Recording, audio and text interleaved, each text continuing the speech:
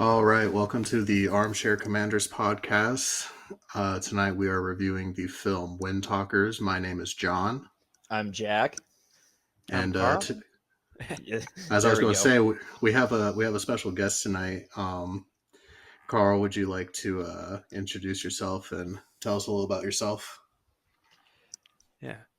Hi, everyone. I'm Carl. I am here today as the token Indian, and I guess we'll get into Windtalkers. I'm Lakota Ohenupa Lakota Sioux from Eagle Butte, South Dakota on the Cheyenne River Indian Reservation. Well, it's very nice to have you with us. I feel like Jack usually tries to take claim to being the token native guy, Okay, but I wasn't 100% sure. Jack, are you from Cheyenne River too? Yeah, same Yeah, tribe. yeah. But you didn't grow up here, right? I grew up across the river. Do you know Todd? Yeah, I don't know. How do we know each other again? Yeah, My brain. Ambassadors of Excellence. Okay, that's what it was. And then were you at the School of Mines camp too? No, I No, wasn't smart that's enough. odd. That was the explosives camp, and there was a guy that was at both for some reason. I thought that was mean, as fun as explosives camp sounds. it sounds like I went to the wrong college. Yeah, the only school with an explosives degree in South Dakota, but I ended up Holy, I should discovering have that. looked into that school if I knew there was an actual degree in explosives there. I was lame and went to USD and got a degree in history. Holy shit. Yeah, either you're making history or you're studying it, right?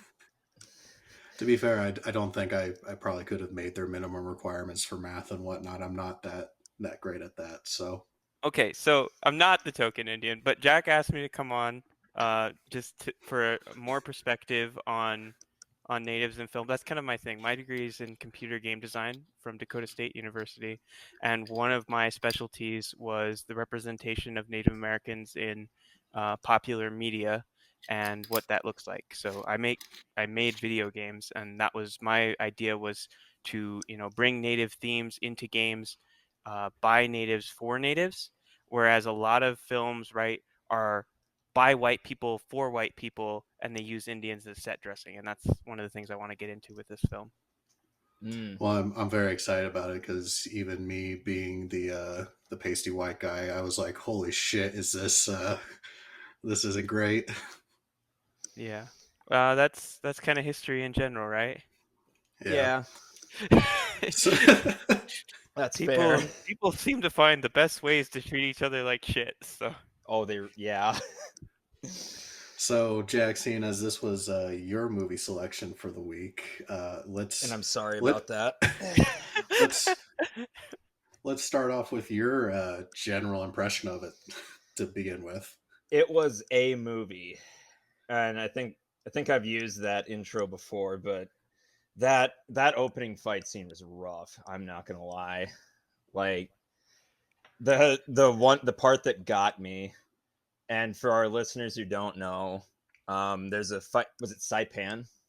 Yeah, it's the Battle of Saipan, Yeah, the or Battle I of think Saipan. I think the opening battle was like the Solomon Islands, and then the rest of the movie Oh, takes place right. in Saipan. All right, but the Battle of the Solomon Islands was the intro. and he loses all his guys. Yeah, and Much. his guys gradually get picked off one by one. But the scene that got me was they're walking along in the midst of battle. A Japanese soldier just comes out of nowhere in the underbrush and cuts a dude's hand off with a katana, and the dude literally just says, "Ah, my hand!" Like that. Like I was already pretty buzzed when I was watching this movie, but I immediately paused it, went upstairs, and called John. I was like, "John, did you trick me into watching a comedy?" Because I that's didn't. You that's chose this movie. and I then was I like, remembered, you chose it. then I remembered, oh yeah, I chose it. But I added it to the list, but you chose it. like that scene, I really do feel could have been amazing with a better cinematographer. But another thing that stuck out was the camouflage they used. You said they did have that camouflage, correct?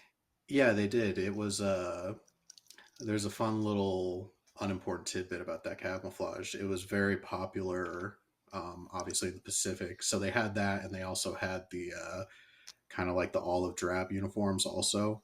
Yeah. And it was kind of, I believe it was unit specific as to whether or not who had them or who wore it, or it just depended on like supply chain, if you will.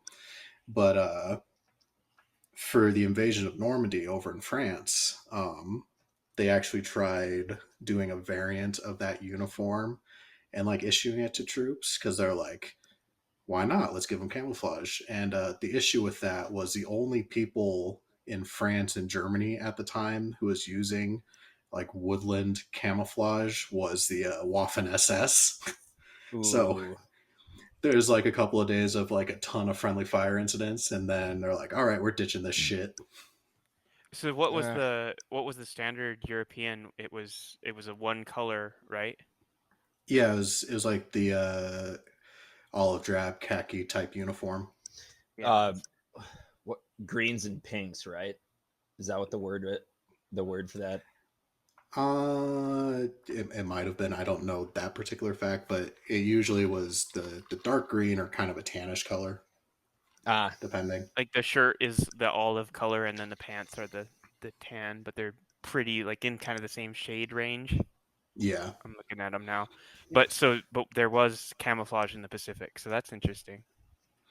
yeah. Which I thought that was a fun little variant detail. It did bug me a teeny bit because so you have a bunch of guys who all belong to the same unit, but like there's no cohesion amongst them as to what uniform they're wearing.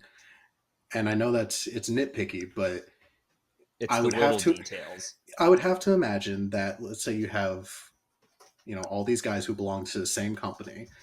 I would have to imagine that they were all issued the same thing. So whether they were all wearing green or whether they were all wearing camo, that I don't care which one you choose for the purpose of your story. But why is Nicolas Cage wearing the camouflage and then the code talker is wearing the just plain Jane green? Like, oh, is he not special enough for camouflage? Like, I thought the whole premise of this movie was how important these guys were. Yeah, it's very I don't know if you want to keep going with yours, Jack. Next scene. Are we But going scene yeah, by and scene, or is it like one person at a time? How do we oh, want? we just talk. We Okay. just flow and whatever ideas come to us, we chat But about. that was the crux of my point is just how awkward that whole intro battle scene was. Yeah, it's I definitely was not Saving Private Ryan. Oh no. I no. It was try. It definitely felt like it was trying to capture the like intensity of the opening of Saving Private Ryan with like the over the top violence, but it kind of just came off as like you almost think it's like Tropic Yeah, that's what I Thunder. say. It's more action movie than war movie. And Tropic that's a theme Thunder. throughout the whole thing. It's more action movie than war movie. It almost feels like a parody, not directly like Tropic Thunder, but it's close. There's no like real sense or rhyme or reason to that scene. Like all you know is they're in the middle of the jungle and they're basically making a last stand. But there's a line where one of the characters, it's the one scene where or the one part where that's a continuous flashback for Nicolas Cage where he's like, God damn you, Joe Enders. That oh god, that immediately scene was...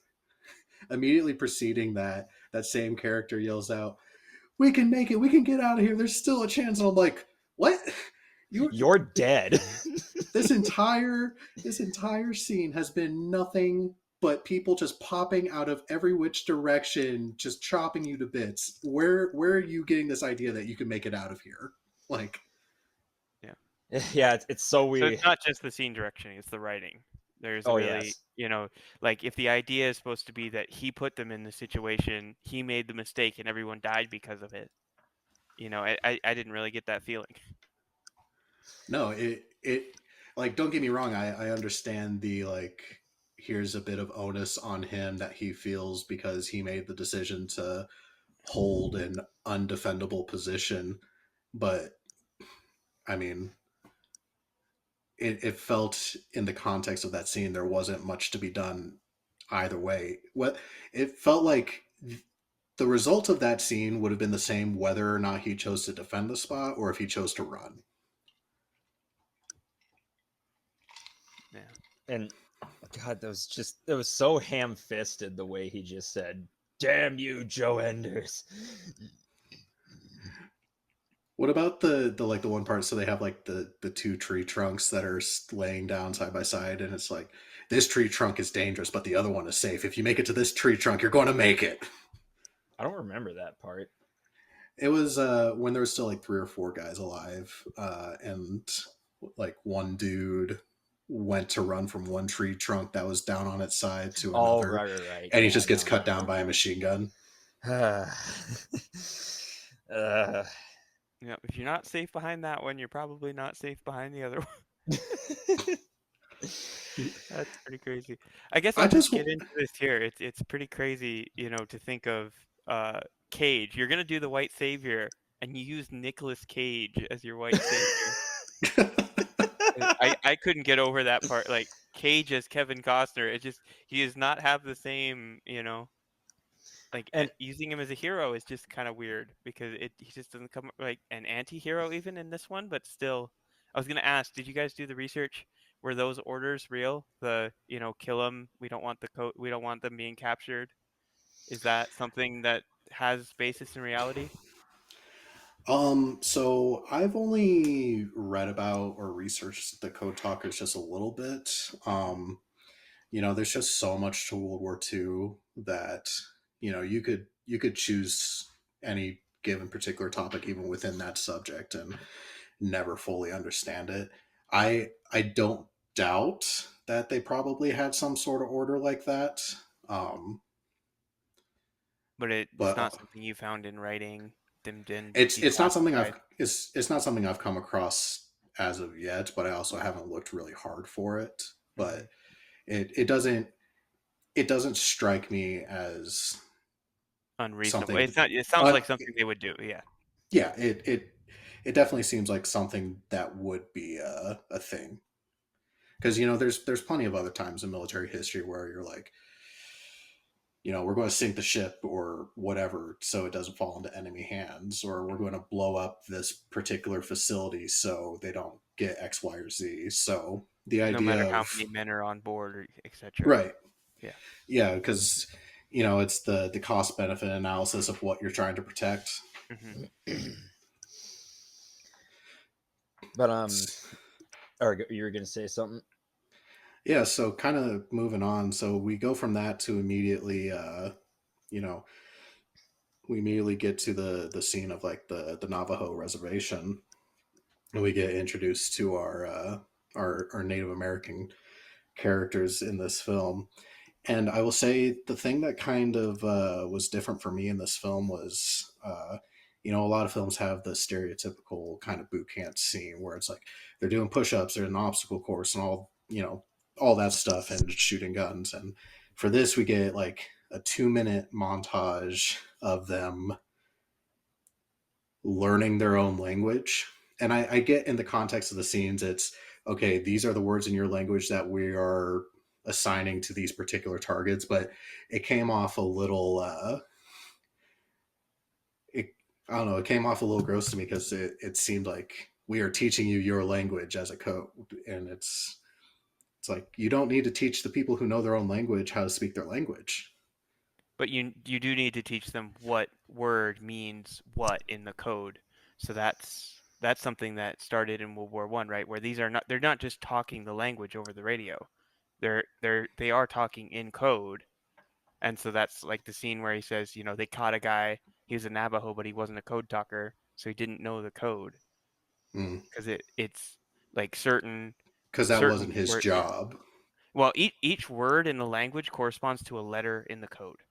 Okay. And then you still have to decode it from there. And I think it did change. So when what I've researched of the Navajo code talkers, right, it changed on a regular basis. So the idea that they'd have to memorize, right, it wasn't written down anywhere in a code book. They had to memorize what words in the language corresponded to what letters in English, or Okay. what concept. See, Like, yeah, that and they makes didn't more get that across. sense. Yeah. Yeah, because in this film, it definitely makes it seem as though the language itself is the code. Um, Yeah. which, to be fair, if I am not misunderstanding this, Navajo isn't a language you can really learn. It's a language you kind of have to grow up with, isn't it? Well, I'd say that any language, the amount of time you put into it, um, right? So they say native languages are probably a couple thousand more hours to learn than like learning a Romance language from English, but they're still learnable. The only thing is at this time that there was no, documentation that was readily available to the Japanese, so they weren't going to be able to get their hands on a Navajo dictionary in So the 1940. so Yeah. for them, getting an actual code talker was necessary because that was the only way they were going to get a a way to actually translate the language itself. Yeah, but it's no different than like with the Enigma code for the Germans. You would still need someone who knew what they were doing with the code in order to break the code, or a code book, which is what the British got. All right. And But yeah, go ahead, Carl. the language as a code was actually in World War One, and I think it was Comanche. I do remember that Yeah, the original experiment or the original try at this was either Comanche or Cherokee that they yeah. used. And so that I remember learning that the first code in World War One, they were making it up as they went, because it was just a commander, a field commander, that saw these two guys talking to each other in their own language and said, "Hey, can you get on the radio?" And that was they were only in World War One for like a year, so that was pretty quick. But by the time they got to World War Two, it was a plan that was here we're going to recruit from these reservations in order to do this, and it's going to be a code. Whereas like in World War One, they were coming up with it on the battlefield.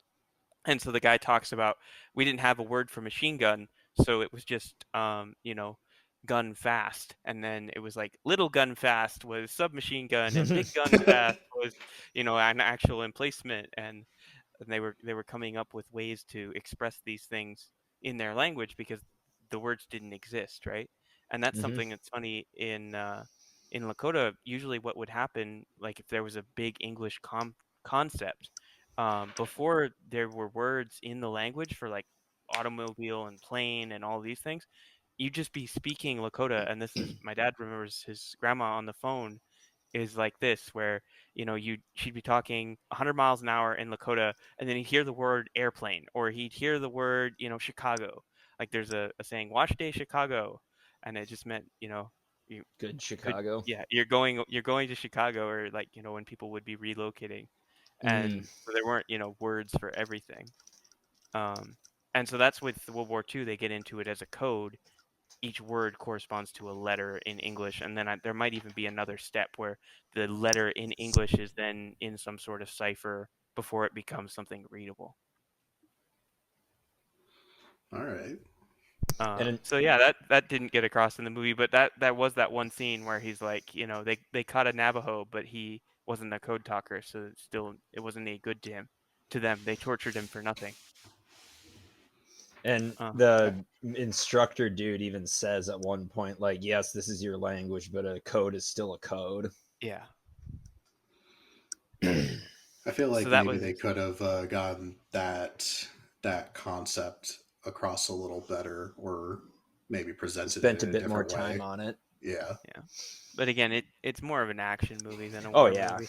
that's Well, I mean, why they're here, right? that's the other It's weird thing. that they use this concept, the Code Talkers, as the premise, but we're spending a lot of the scenes are just generic fight scenes. Well, that's the thing I kind of wanted to get into is, this film came out in what, 2002, Yeah. 2003? So we're talking about a film that was released as a summer blockbuster immediately after 9/11. Yeah. So it's definitely interesting to, obviously 9/11 changed a lot of things in our day-to-day life and just society in general, but you know we'll see this, when I bring up my movie choice for next week, it kind of goes to the opposite end of the spectrum for this. But we're you know this film definitely gives off the, like, America, fuck yeah! Like Yeah. we are going to showcase our heroes and like the fighting strength of the United States military and how awesome we are. And the best way to do that is to go to, the, air quotes, like the Golden War of World War II, which is, a genuine conflict where, it's probably one of the last like true good versus evil type conflicts that the U.S. has been involved in. Or they've been very, very good at pushing that narrative. Right. It's I the last mean, one where they can make that argument. correct. I mean, everybody did terrible things during World War II, but it's hard to argue with, saying that a war against Nazi Germany was unjustified when you see the concentration camps. Mm-hmm. Um, But then you could say the same thing with us with Japanese in concentration camps, right? no, But it's the exactly. same But thing. But Japan, like you said, everybody did something bad. But like the Japanese Empire at the time was, compared to America, even pretty crazy as far as racism and everything goes, right? So it well, it does yeah, make it, yeah. the big part of Japan starting their kind of Asia conquest tour was they wanted to get in on the uh, colonialism imperialism train. They actually had this concept or this idea that they came up with called the East Asia co-prosperity sphere, which I know is a mouthful, but essentially it was we are going to unite all the Asian countries together with Japan being at the head and basically Japanese people being the what's the word I'm looking for, the Japanese master race, basically. yeah, kind of the Because I mean, they weren't treating the Chinese or anyone else they conquered all that well either. Ooh, no. no, no. Just because they were Asian didn't mean that they were, Yeah, there was still a racial hierarchy. yeah, or a nationalist hierarchy in that sense. But so kind of moving on.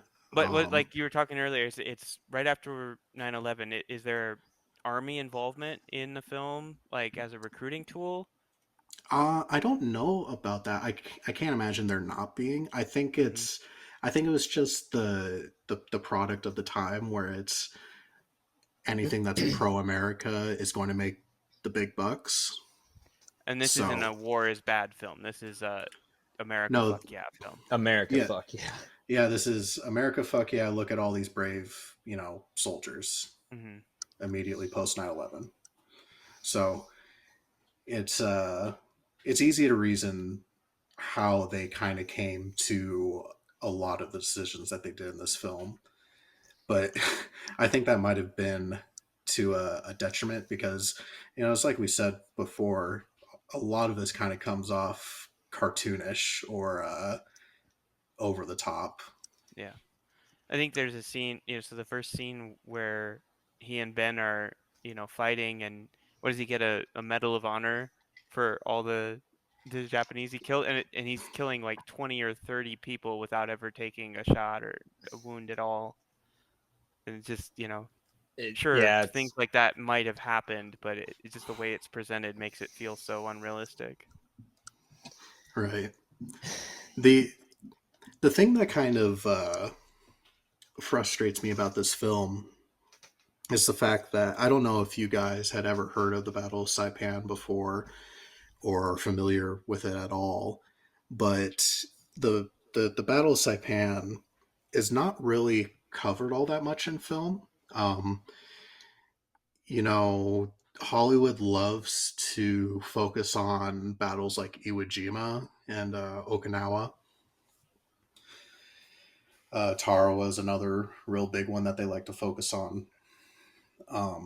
But Saipan is actually kind of a major turning point in the war in the Pacific. Um, it occurs in the I think about a week after the Normandy invasion. And in fact, it's referred to. And it was a major turning Yeah, point in the it war, was so huge. that's They lost aircraft carriers. They lost 29,000 troops to defend this island. It was a big deal. And the thing is that because of when it occurred, the invasion of Normandy oftentimes overshadows it. Um, and I think it's kind of an unfair thing for this battle. literally Yeah. like the same week, June 15th, 1944. That's crazy that we were able to project that much power in both spheres at the Yeah, same time. it's a huge battle. This battle is where we see the change in kind of doctrine of how they're fighting. So that's kind of, there's a lot to have beef with this movie, but I know we're jumping like way into the future of the film, but the scene where they're in the town kind of resting, and Joe Enders and Ben Yazzie have their little chat about their Catholic school upbringings, and you see the flamethrower guy giving a chocolate bar to a Japanese girl, um, and in the middle of it, you see this giant just ambush attack occur out of nowhere. Um, by this point, the Japanese had changed up their tactics where, during the daytime, they were operating mostly defensively. Um, and then they would be launching counteroffensives or launching attacks during the nighttime because they understood the power of, Well, they were yeah. outnumbered 4-1, right? So there's 150,000 American troops and 30,000 Japanese.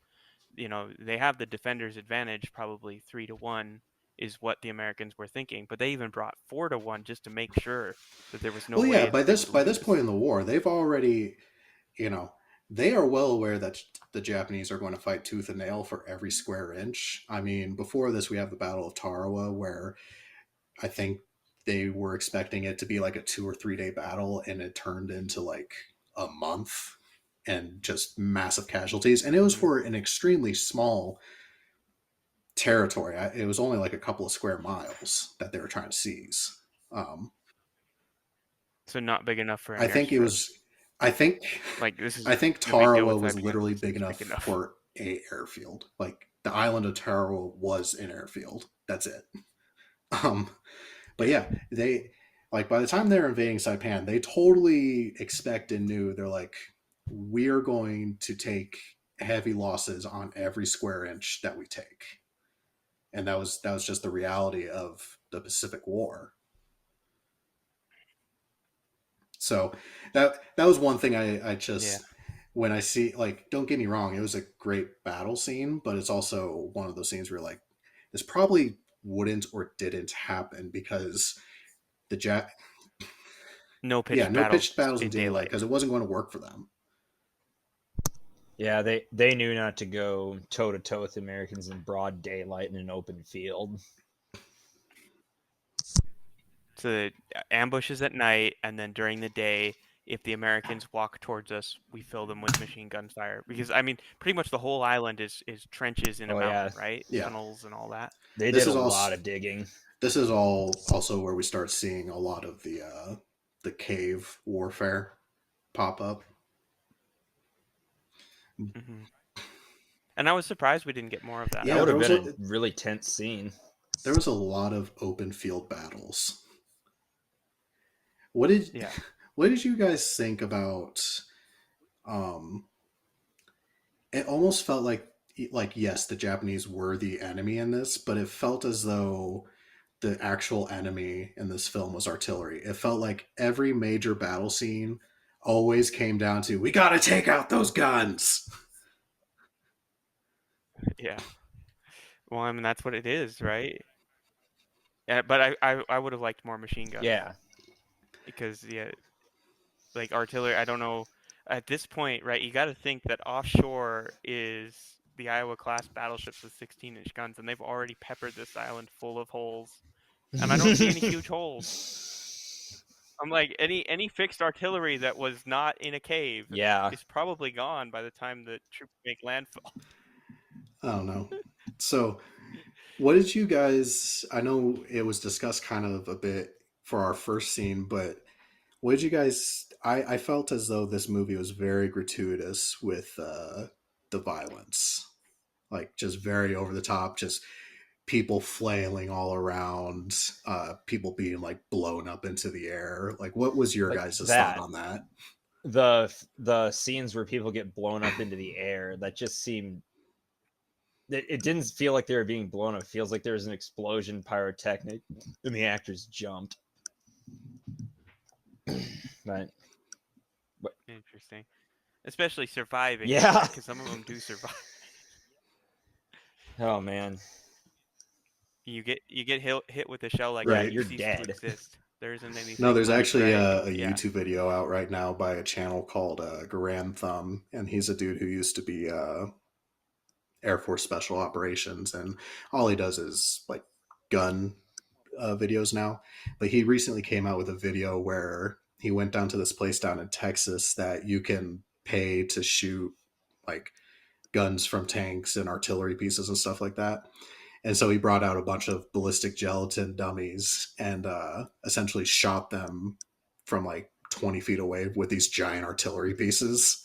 And he did it in slow mo, and like you can see how they just disintegrate into nothingness as the shells impact. Yeah. Yeah. Artillery shells are no joke, that's for sure. I wanted to bring this up, but building up earlier, Nicolas Cage was meant to be the white savior of this movie, but I don't recall him ever having any major character development. He was kind of a dick the entire time. So Yeah, there's one scene after he gets the medal where he says, I couldn't have done this without Ben Yazi, and he's not just some Indian, he's of this clan and everything. But I didn't really see the scene Right. where he Yeah, sets that up. that one scene where Ben takes a bath in the early morning, and that one racist dude was fucking with him like, oh, which thought racist you were dude? Let's be more specific here. Shut up. The one that's actually beating the shit out of him, but then Cage is standing there doing nothing until the other guys come. And it's somebody else who actually tries to break it up you first. think he's about to have some moment in the sun where like, oh, I've been redeemed. No, he just like kind of stops the fight, and then he turns to Ben. You do look like a Japanese. Wow. No, that's the guy who was attacking him. His excuse to them is that I thought he was Japanese, and that felt right off, because if you thought he was Japanese, right, everybody knows it's bullshit. Because if you thought he was Japanese, and the other part too is like this dude has been in your company for like at least 6 months. Like, come on. He's wearing an American uniform. You've literally been giving him shit every single day since he's arrived. Like, don't give us that. But yeah, my biggest takeaway from that scene was that Cage's character, he's still, not doing anything. He's like, oh yeah, this is okay, this is totally fine, until somebody else comes in and tries to break it up. What I find interesting about Cage's character, I don't know if you guys have ever seen the movie Sands of Iwo Jima starring John Wayne. I have not. So it's on the list, and I'm sure we'll definitely cover it at some point in the near future. But so in that movie, John Wayne plays the grizzled PTSD sergeant, very much like Joe Enders. And there's no code talker in his movie. There's just a guy who's below him, is like a private or corporal or whatever, that he has this, intense beef with, lots of tension and whatnot. And at the end of the film, John Wayne ends up dying. And because of the relationship he has with this individual, the guy who lives ends up kind of like fulfilling his role, taking up, taking a place in his shoes, if you will, like under his tutelage. And I felt like this movie almost copy and pasted that storyline from Sands of Iwo Jima into here, where it's like you have Nicolas Cage being a dick to Ben Yazi the entire film, and at the end of the film, Ben Yazi is this great warrior, because that's the recurring theme here, is that Ben Yazi fucks up or he freezes, and Nick Cage has to come save him, and then the final scene is Nick Cage dies, but Ben Yazi finally learns to be, the Marine he was meant to be. And I was like, come on, guys. Like, you got writers on staff. You don't need to copy and paste a storyline. Yeah. It's there's only so much you can do with a film like that, though. Like, I I think yet there were so many places they could have gone with this movie, but that's the storyline they decided on, right? We're gonna have a couple of set piece battles, and that's gonna be it. And then at the end, they're gonna go back to the reservation, and the nice music's gonna play, and he's gonna tell his kid that Joe Enders was the best. Not all white men were bad. Yeah. Yeah, it's so it is what would you call it? It really Cheap is. writing, really, like you said. Can we also take a Yeah. minute to acknowledge the cheap music score here? I feel like music can really make or break a movie. It's huge in getting us to feel certain ways during certain scenes. But how patronizing was this fucking film? Like, oh, every time that there's anything remotely Native American going on, we got to have the flute play in the background. Like, really? Yeah. And it's not even just Ben's motif, right? It's just all nativeness is encompassed by this one motif. And then I don't even know, does Enders have much of a theme? Like, there's not a lot of building light motifs or anything complex. His in motif it that I was is able to pick up on. screaming while shooting people. Yeah. So there's not even music in some of those things. I mean, there's definitely kind of over the top, like just regular action move, like trumpets blaring type deal. Yeah. Da, da, da, da. Like, Yeah.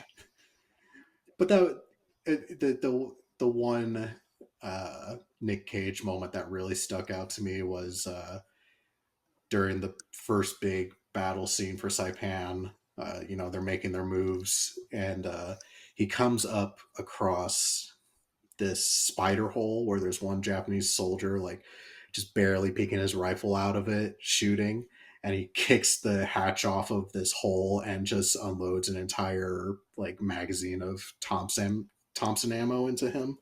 I was like, Jesus, I get he's PTSD, but that just seems like not a smart decision right here. Like, you could have done this with just a couple of bullets. But that's where you see the wildness in his eyes, if you will. Yeah. I think that's my biggest criticism. It doesn't really seem to know what it wants as a movie. And the native stuff just it does feel a lot like set dressing, when the main focus seems to be Nick Cage action hero. It doesn't really do anything for me emotionally. Like the story doesn't seem to fit, right? For some reason. Yeah, the Code Talkers, I think we're all in agreement. They deserved a much better movie to tell their story. Yeah, that's the only thing you get out of it, is that people that didn't know Code Talkers were a thing learn that Code Talkers are a thing, as far as like native. But yeah, it seems like if you're gonna make a movie about it, make it about them. And that's what I've always said, is if you're gonna do a native story, it needs to be directed by native people, or have a huge amount of involvement. And this is just another one made by white people for white people. White savior is the big thing. Like it's so much just dances with wolves, but on Saipan. And I guess the opposite is right. Instead of being in a native village, they're on Saipan. But it's white man learns that native people are actually humans. Character development. Yeah, but especially even that doesn't really. It's especially even like hit that the hard. scene with the guy named Chick, who's the super racist in the group. It's like he's the one that originally says Ben looks like a Jap and all that stuff. And then you get a point later in the film where he's like, can you imagine if you asked my dad about the natives, he would have told you that they were nothing but savages, and now we're fine with them. Can you imagine us sitting down having a drink with the Japs in 50 years? And Nicolas Cage is like, shut the fuck up.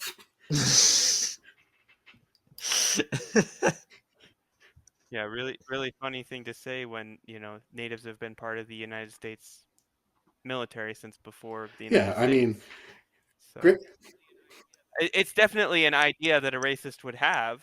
but it's Right. still No, I funny. mean, different tribes throughout different time periods have played some role in military affairs for the United States pretty much constantly. It's just whatever the current political stance of the groups were dictated who was participating. Yeah, like the American Revolution split up the Haudenosaunee, the six big Iroquois tribes. Some of them chose the Americans, some of them chose the British. The Delaware had a treaty during the war with Washington that if the Americans won the war, the Delaware could have their own state. They got one named after them, but the idea was that they would actually be able to have the same power as any other What? state. So it's a lot of What? funny Getting one stuff. named after them isn't enough? Come on, guys. Yeah, but yeah, no, my personal connection there is I was telling Jack this that um, my have relatives that died at Wounded Knee and Little Bighorn, and their grandkids were fighting in World War I and World War II. And the funniest story I have of this is my third great grandma. Um, Her name was Molly, and she was born in 1850 and died in Oh, 1952. She's 25 years old at Little Bighorn. Her grandfather died there, and her great grandson would see a nuke go off really? at Bikini Atoll. Yeah, he was stationed on the Prince Eugen, a German cruiser that they were using for target practice. Um, and so, he came home with these stories of all the stuff the Navy was doing and all this crazy shit. And this is the same U.S. Army that we beat with bow and arrow, and they were using single shot rifles in 1876, and by 1945 they had a nuclear weapon. And Not even 80 years. wow, and I'm sorry, how old were they when they saw the nuke go off? He was Damn. 19, and his grandma was probably about 100 by that point. By the time he gets home, right in 50, she's 100 years old, and she's at the battle where Custer just killed. Probably saw his dead body. She said that's one of her quotes. My auntie says, "I seen Custer killed," and then to have a great grandson that saw a nuke go That off, is just nuts. that just blew my mind, man. That is an interesting kind of cross section of history. That the most I can Yeah. lay claim to, at least for this particular episode, is I had a great uncle who fought at Saipan. So take that. Yeah. No, your stories That's are way pretty cool. cooler. Yeah, my mom's. Yeah, I was say so. Most of my connections to the Pacific are on my mom's side, my white side. Um, I guess, and then my grandma, my white grandma, had a brother who died at Corregidor, and my mom's brother's dad. So um, she's from my grandma's third husband. Her second husband was in the Pacific, and there's a story about him landing a bulldozer. So that little tiny airfield you were talking. What's the Tarawa. island before Saipan? Tarawa. Yeah, they parachuted these caterpillars onto the island, and he's trying to make this airfield. And he's an engineer, so he's driving his caterpillar, and he drives it too hard, and his lieutenant is mad at him for pushing his cat too hard to get the airfield built. So he demotes him. And they said when they were retreating from the island, the Japanese take it back. And I don't know which island this is, that the lieutenant gets killed, and they weren't sure if it was friendly fire or the Japanese. But anyway, he gets demoted by this guy, and it sticks, right? Even after they leave the island, he ends up being a private for the rest of the war. So he gets demoted from like E5 all the way down to private. Ooh. So that was nuts. But anyway, that's my grandma's second husband, and he ended up coming home from the war just broken and ended up killing So himself. that's very Sorry to hear that. unfortunate. Probably. But not Yeah. But not World War II is just a Yeah. lot of is, and tragedy. That's for sure. war, unfortunately, is a generator of a lot of mental health issues.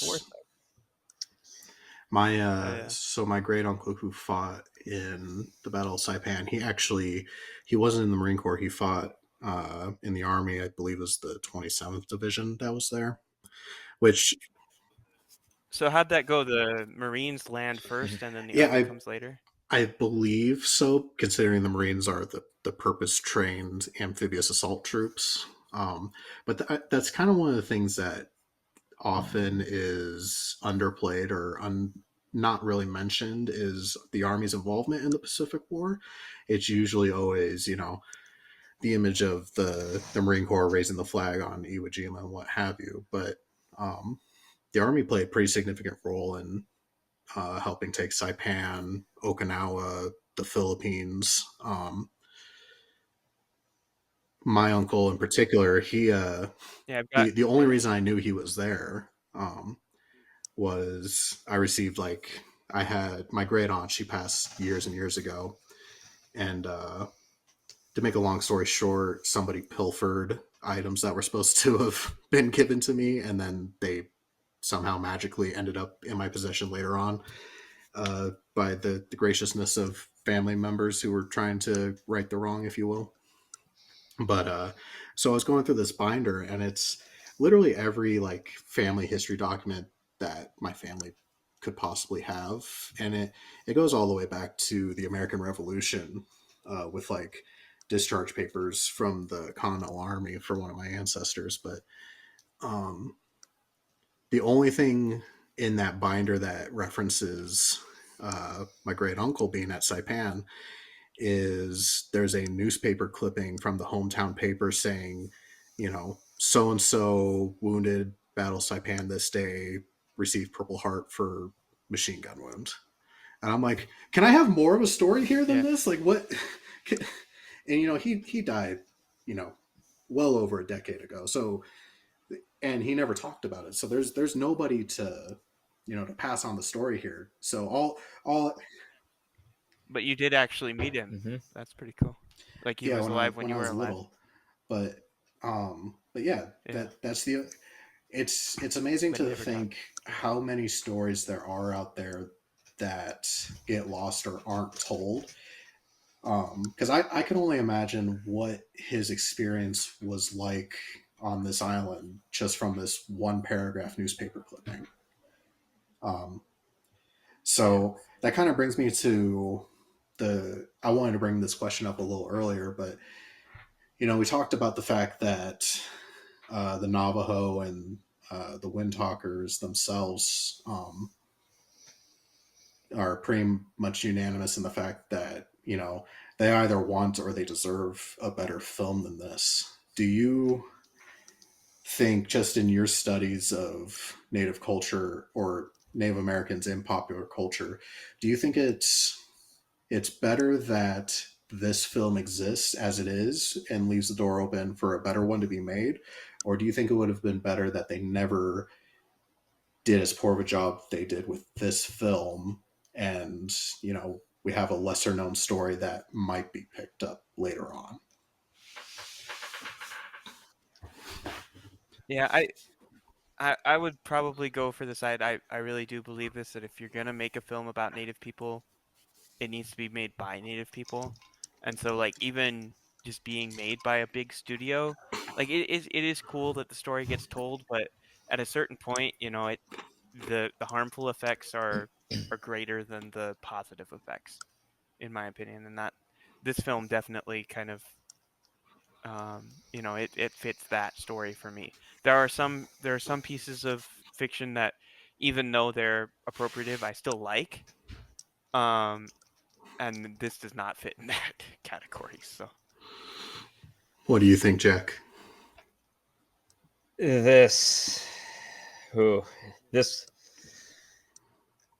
yeah, there needs to be a better Code Talkers movie written and directed and starring Native people. But I was going to bring this up earlier, but my story from my family in this theater of war, my great uncle was in the Navy, I believe, and this was still early on in the war, and they were being strafed by a Zero, and he either was running out of fuel or running out of ammo, but all of a sudden he flips his plane around and goes at them full speed.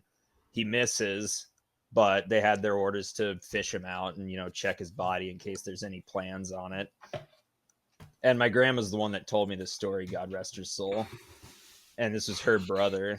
And they pull him out, and, the crew's making jokes like, haha, stupid Jap missed us. And they fish him out, and they search his corpse. And they don't find any plans, obviously, because he's not stupid enough to have them on him when he's in a plane. But instead, they find a bunch of pictures of a young Japanese woman with a newborn baby. And my grandma looked me dead in the eye and said, "You better believe the ship got quiet after that." Well, I feel like any kind of humanizing moment like that is hard to process, even if you like vehemently hate your enemy. And there's a couple of films that kind of plays on that particular motif that I think is done very well.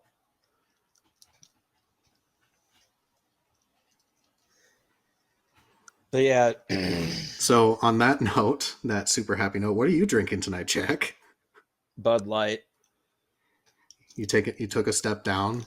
The last episode, I don't even remember what you drank last episode, but Miller High Life. Oh yeah, so you took a step down. It's what I had. Tell the people what you're drinking then, Mr. Fancy Pants.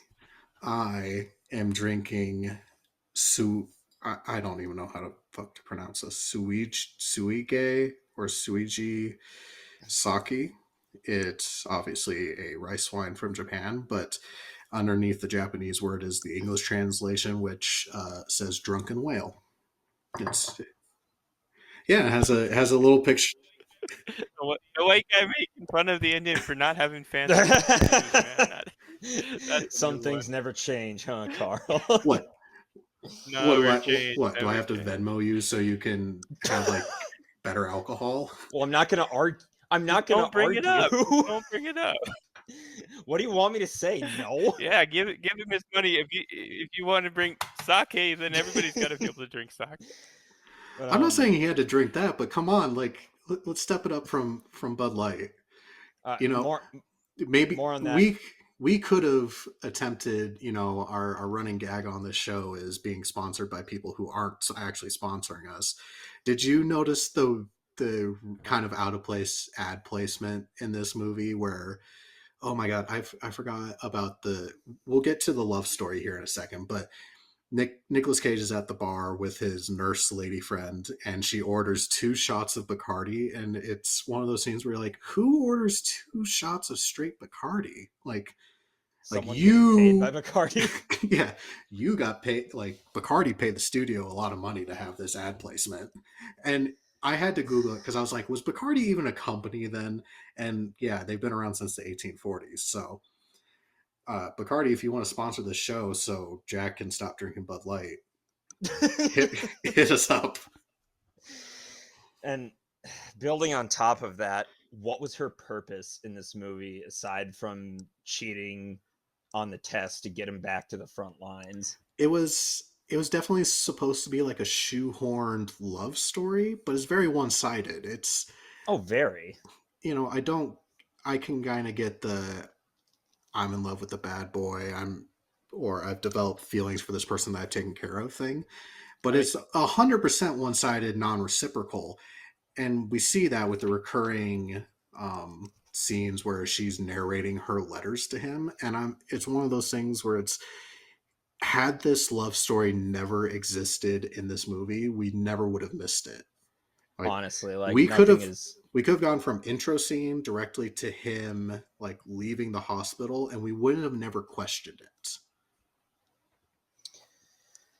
Yeah, and she also gave him those painkillers that were for his deafened ear that never played a part in the plot again after it was first introduced and he passed the test. And there was one line. There was one line where Ben's like, "Oh, you don't listen very well, do you?" Well, obviously not. There was the other scene where, remember when Ben Yazzie was like, "You're right, I do look like a Jap," and then they dress him up in a dead Japanese soldier's uniform and sneak in because his radio broken. And so that that made me mad because I was like, there is no way you are the only person out of the 200 some guys here that has a radio. Like, there's no reason for this shenanigan. Yeah, and that's I don't even know what to say.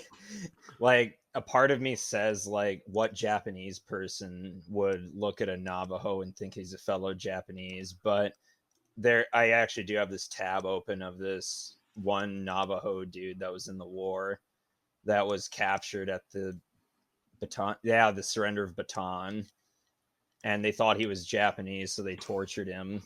And then they figured out he was Navajo, so they tortured him even harder to get the code out of him. And it is true that he did know a couple words of Navajo, but he played stupid for 4 years. It's a long time to put up with that. Also, it gets even worse because he was. You think that's bad? Yeah, you think that's bad. Like, after they got either bored or annoyed with him, they shipped him back to the mainland to the safety of a city called Hiroshima. Please tell me he at least made it through that. Yeah, the bomb dropped and the concrete of his cell saved him from the blast, but he was still burned in like radiation sickness, and he just lived for 3 days before being rescued. Man, he just couldn't catch a break. He's in the running for like one of the shittiest experiences of the war. Man. So what do we think about the actor Adam Beach being our main native actor? I know it definitely feels as though in Hollywood they have like 3 or 4 kind of go-to actors to reprise any and all native roles. And I was trying to look it up, but my research skills weren't doing me that much good. But I find it hard to believe that they couldn't find, and maybe the other Native American actor that's one of the leads in this was Navajo, but Adam Beach, I forget what tribe he is from, but he's from one of the groups up in Canada. And I was looking it up, and the Navajo population is like 300,000 some people. And I find it hard to believe that we couldn't find a single Navajo actor to take up this particular role. So, and don't get me wrong, I think Adam Beach is a fine actor. It's just, going back to your statement of, native based films should be produced by natives. How granular do you think we should get with that, where, members of particular groups or tribes reprise the roles that are being portrayed in the film? Or is it, if you're a First Nation individual, is that good enough? Again, I don't even think the film probably should have been made in the way it was. And I think you're right there. You have lazy writing, you also have lazy casting. They definitely could have found a Navajo to play this role, and that you see that a lot. The Canadians, First Nations, there's a lot of push into the film industry. Like, there's a lot of support, and so I'd say they're a little bit overrepresented in roles of Navajos, Lakotas. It gets pretty funny. And I guess it's better than casting a non-native person like you see in Yellowstone. Like, they're still doing this today. See, so I've never seen Yellowstone, new, so I refuse to watch it. Yeah, that's my reason for refusing to watch it. They didn't even bother to cast people that were in the general, that were even native at all, let alone the tribe that they're trying to portray. That's the cop out now, is that the tribe isn't said, but in this one where they're specifically trying to honor a group of people that were there because they were Navajo, because of their language, I think it makes a lot of sense that they would have done that if they're even going to make this movie. Because I still, if they were putting that much thought into the casting, I think they would have probably put more thought into the writing and the story too. Because that's the thing. This really isn't a Navajo movie. It's an across the board movie. failure. Because the idea that they would try harder Yeah, in one respect would have meant that they would have tried harder in other areas. Yeah, they did not spend very much thought on this movie. So, about this time in the podcast, is it getting to Rotten Tomatoes time, DP? Yeah, I think this would be a good Rotten Tomatoes time, and I'm keeping my fingers crossed that Rotten Tomatoes was not friendly to this film. So, Carl, to fill you in, around this time in the podcast, we like to go to Rotten Tomatoes to see what this movie is rated, and then we talk about whether we agree or disagree with it. So, this week for Windtalkers, we have a 33% from the critics and a 50% audience rating. I'm going to go with the 33. Yeah, That's about fair. I would almost go lower. It has a decent production value.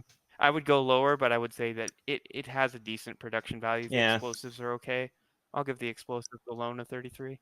The rest of the movie can go to hell. I agree.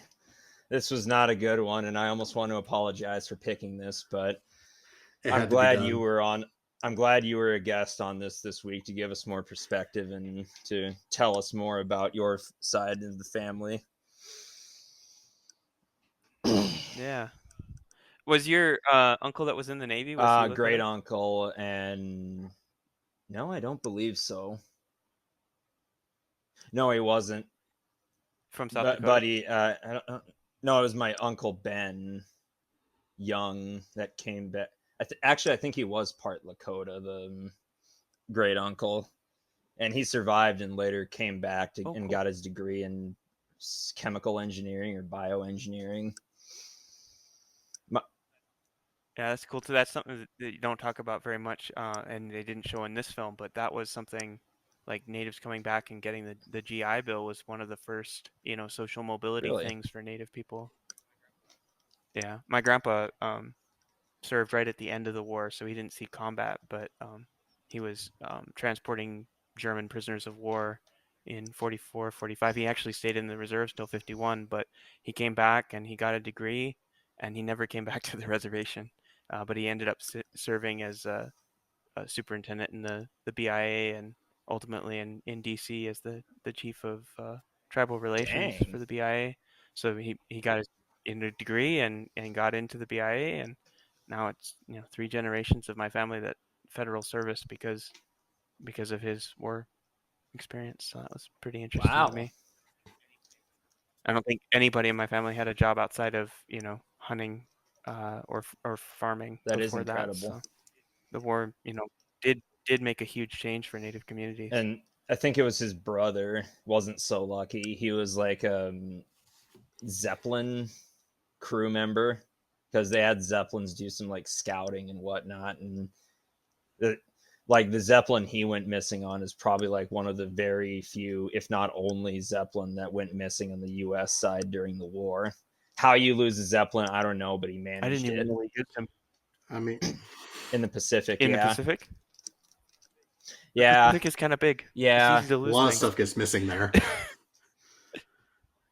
I didn't know. So for me, my rating for this film, Rotten Tomatoes has it as a 33. I want to give it a 25. That's my own personal score for this. And it's kind of, we've said it a lot. This film could have been done better in a lot of different ways, and it's patronizing in a lot of respects. My bringing it down, I agree that the action scenes are great, but it does a poor job of telling the Windtalkers story, and it also does a poor job of explaining the importance of this particular battle. It very much just feels like placeholder any random battle in the Pacific kind of movie. So yeah, that's why I knock it down. I didn't even know it took place in the Battle of Saipan until this podcast, honestly. Maybe I just missed something. I think it's mentioned once at the beginning because it's from a soldier's point of view, and so that's fair. What we get. That's they weren't trying to put the history or the context, the wider stuff into it. For me, that's really what it does feel like. It's just one guy's mission to survive, and the fact that there's a Navajo there, that's all it is just set dressing. To me, But even that's the soldiers mission. understand the But importance other of than that, the missions they go on. yeah, but they're not going to talk about it in the middle of a battle or anything. There's a place that this could have that it could have been better. Yeah, It could have fitted in, you think? because we even get Yeah. that like small little briefing scene, and instead of truly learning the importance of this battle during the briefing, we just see Nicolas Cage going into another PTSD spiral, like a literal spiral, because he's looking into a fan. Yeah. Yeah, it's definitely. I'd say The Imitation Game. Like, if you want to do a code and war movie, that's the kind of code and Oh, war that was a movie that I like. fantastic movie. And it just because you were looking at it from the top. I remember what you were talking about earlier. Like, what if they had orders to kill the guys, and making those for the greater good decisions, and those were things that were going on. Do we let this entire ship sink to keep the code from being exposed, that we can break the code? So. But I don't know how you would have Right, done that but with this one, with the that's code why we're talking. here. We're here purely to bitch and not to offer any solutions. So Yeah, no, but no. I would say I'd like to see a movie, Lakota Code Talkers. They were in Europe, and there's so many other great Native war stories that could definitely use a film. And it is sad that they decided to do that. This one's so dirty. well, hopefully this existing will, Hollywood loves their remakes, so hopefully maybe in 10 to Oh 20 no. years somebody can revisit the topic and do it the way that it ought to be done. Yeah. So the only thing that brings it up to a 25 for you is the choreography, the fights. That's Yeah, like its one redeeming. I could sit down on a Saturday night and have a couple of drinks and enjoy the fight scenes in this movie. But if we're looking at it from a historical accuracy or storytelling point of view, it's terrible. Right. Almost If nothing I there. just want to see Nicolas Cage rampage through the Pacific, then fine. Yeah, this is a great movie. But that's not why I wanted to watch this movie. Ghost Rider on Saipan. That might have been a better movie than this. He's gonna That might have been a better movie. steal the Ghost Rider Japanese 3. Declaration of Independence. Oh yeah. Yeah, no, Cage just ruins it for me. I can't take him Oh, seriously as an absolutely. actor. It's a shame considering I watched an interview with Nicolas Cage, and like as a person, he's actually kind of genuinely like a good person. He's just made some really poor. He got involved. Well, He yeah, takes he got anything they give involved. him, right? That's the thing. He's He an got actor at involved the in top. some sort of Yeah. scam where he bought some I think it dinosaur was- bones or something like that, and then it turned out it was a fraud, and he had to return it, and he lost all his money. So now he takes any and all acting roles to make up for the money he lost on his dinosaur skeleton, which is the most asinine sentence I've Yeah. ever said. But So like in 2002, was he I taken think more so, seriously as an actor? because he would have just been coming off of Con Air, that one Alcatraz movie. There was a couple of smaller indie films that did fairly well with him as the lead in. But it's before Yeah, Ghost this was Rider or before National Treasure. Ghost Rider, your National Treasure. I would have to say National Treasure was probably. It's terrible to say, but National Treasure was probably the peak performance of his career. I don't know. He was good in Yeah. Into the Spider-Verse. He did do a good Spider-Man noir. Yeah, fantastic. A+ acting for that one. And he wasn't even technically on screen. It was just his voice. So maybe that's why. Yeah, but as far as the lead character in live action, yeah. But he makes he has a distinctive voice. He makes a good voice actor, but I can't take him seriously in live action. So this is the part of the show where we will pick our next week's film. For this one, I talked to Jack beforehand, and I gave him the option of either pre or post World War II, because that feels World War II thus far is the predominant movie genre on our list, and 3 out of our 4 shows now have been about World War II. So I wanted to. I'd like to see a list of all war movies and what percentage are World War II, because it's got to be over 50%. Easily. We can send you the list we have, and it easily beats that percentage. But Jack chose pre World War II, so let me get it pulled up. God damn it.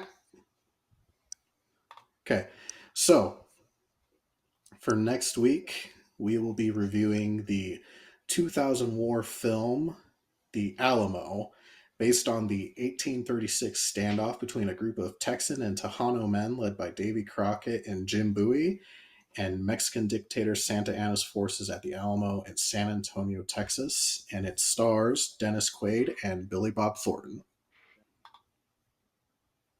Which one plays which?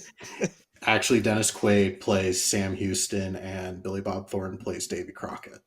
I don't remember who plays. Yeah, I don't remember who plays Boone. But that will be next week's film.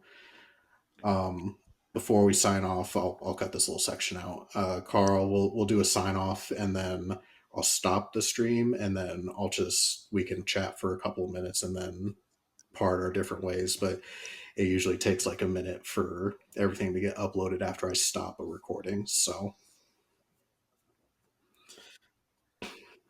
what's your it's very, outro very sound simple. like? It's we appreciate everybody for joining us. Jack, is there any last minute thoughts or concerns you want to raise? Screw this movie. Duly noted. Yeah. I'll second Go that. If everybody could, if you like the show, leave us a review. The stars matter. Give us a follow on Instagram and Facebook. We appreciate the feedback from everybody. Until next time, I've been John. I'm Jack. I'm Carl. And It was a pleasure having you, Carl. It was a pleasure. We hope to have you again. We will catch you all next time.